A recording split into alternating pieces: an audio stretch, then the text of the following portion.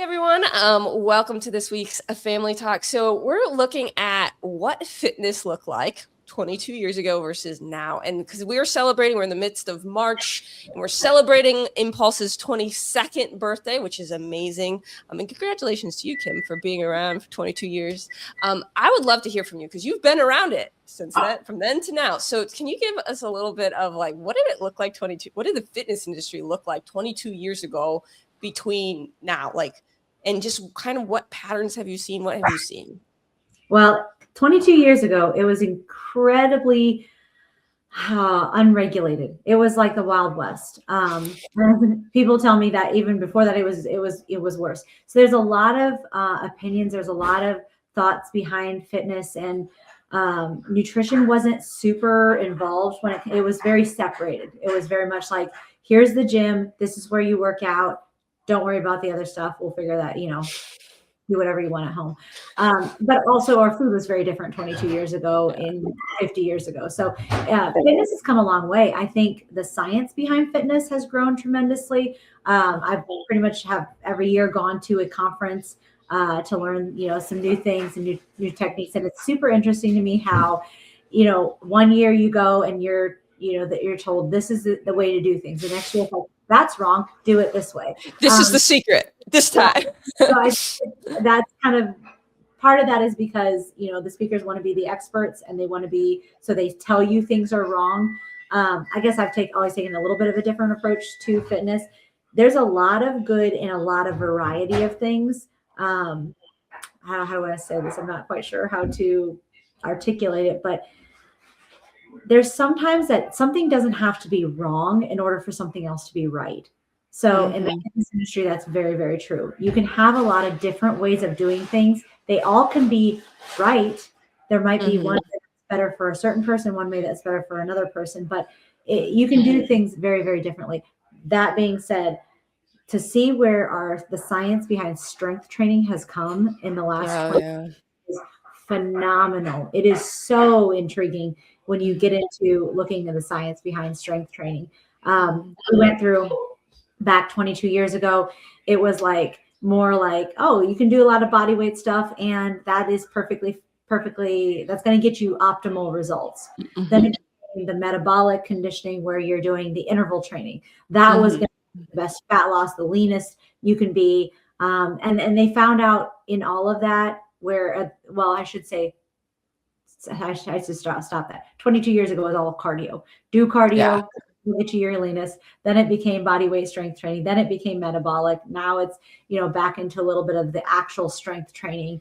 And the science behind that is fascinating. But I think there's a place for everything. I don't think there's one module that's going to be the number one. This is the only thing you need to do. I think there's a lot of different things you can do to get optimal results. And I think it depends on the person. So I think that's the difference between where we were 22 years ago and where we are now is people are realizing, there's a lot of options out there and there's a lot of good things. Yeah. I think it's crazy how many just choices, like you said, and how it's come. Like I remember my mom when I was a kid doing in the living room, like Rita Moreno, like just like, there's Richard Simmons, there's all that cardio and all that stuff. And people, that's what it was. Right. And then in the type of gyms that were available for people were very limited. And that has just grown so much. And now, and here's the other question is, I know that things cycle to a certain extent, and you've seen some of those things cycle. Can you just talk about that real quick? Just the cycle of fitness.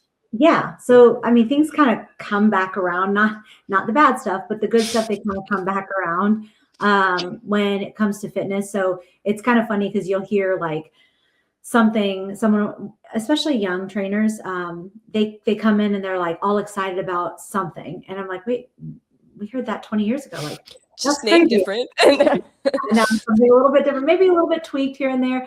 But it's kind of cool because, okay, maybe I wasn't completely off my rocker 22 years ago when I was training. I will say it does, the professionalism of the industry looks a lot different, which I love.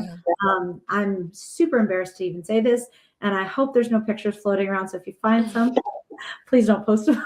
But when I was first a trainer, I walked into the gym and I had my giant basketball shorts and a cutoff t-shirt on. That's how that was me as a trainer. And, that was the standard. And it's come a long way since then. We went through a series of, it was a polo shirts and khaki shorts, where trainers were trying to be more of a physical therapist look, because we wanted to prove that we were professional. Now I think people are realizing, what, trainers, they do have to go through, most of us have gone through college or an intensive certification course. The certification courses now, they used to be a weekend course. In fact, before I was a trainer, before I worked at Impulse, I had worked at I don't want to say the name of it, but it was a very, Big very box gym. popular box gym that is still current. And they took me for Not as popular though. They took me for a day and a half, and I became a trainer. All I had to do was go sit in the class. They taught us some things. We watched some videos and never took a test, nothing. And I was a trainer. And so, from there, you're studying vigorously for a minimum of 6 months. If not, most people are doing a 9 to 12-month course. It's a lot of science. It's a lot of, information that you're digesting and trying to learn, in order to, become a trainer. So we have grown. It's become a lot more professional, I would say.